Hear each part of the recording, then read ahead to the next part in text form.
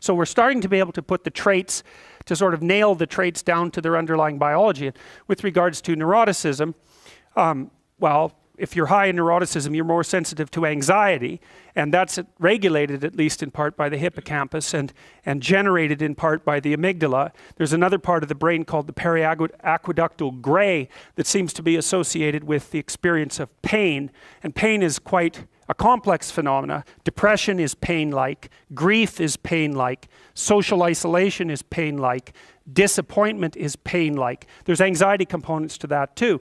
And so neuroticism seems to be something like threshold for activation in those negative emotion systems. So if you're higher in neuroticism, 1 unit of uncertainty might produce, let's say, 3 units of psychophysiological response, whereas if you're lower in neuroticism, 1 unit of uncertainty might produce 1 unit of psychophysiological response.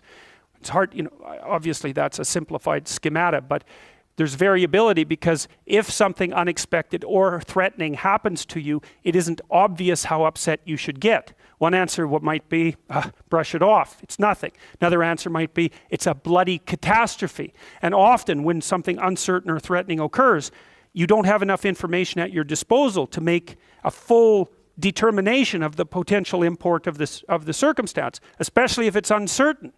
And so then you have to guess at how upset you should be and where you are on the normal distribution with regards to trait neuroticism, say, that sort of determines what your guess on average is going to be. So, you know, the other, with conscientiousness, say, you might say, well, how hard should you work? Well, that's a really difficult question. If you're going to die tomorrow, and then you probably shouldn't work very hard today at all. So one thing you might say is that the degree to which you should work hard is dependent on your assumptions about the stability of the future. We actually know this to be true because if you put people in wildly uncertain circumstances, they discount the future, which is exactly what you should do, right? It only makes sense to store up goods for future consumption if the future is likely to be very similar to the past and the present. You need a stable society for that. And conscientiousness only works in a stable society, because all you do otherwise, if you're piling up goods, which is kind of what conscientious people do, is leaving them there for the criminals to take, or waiting for the next chaotic upheaval to wipe out everything that you've stored. And so even conscientiousness is a kind of guess.